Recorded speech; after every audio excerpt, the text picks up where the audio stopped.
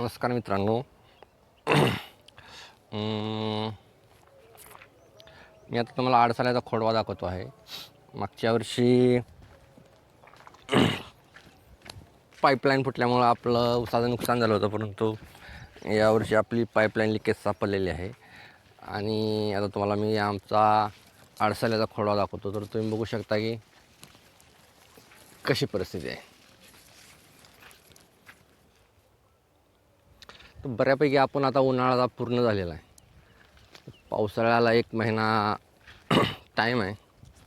तर हा 1 मेचा video shoot केलेला आहे. तुम्ही बघू शकता की एका बेटाळामध्ये किती ऊसाची संख्या आहे.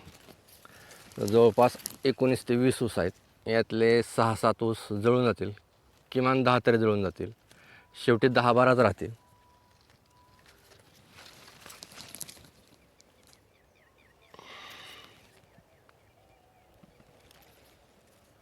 तर पाणी असल्यानंतर ऊसाची अशी अवस्था असते. ओके.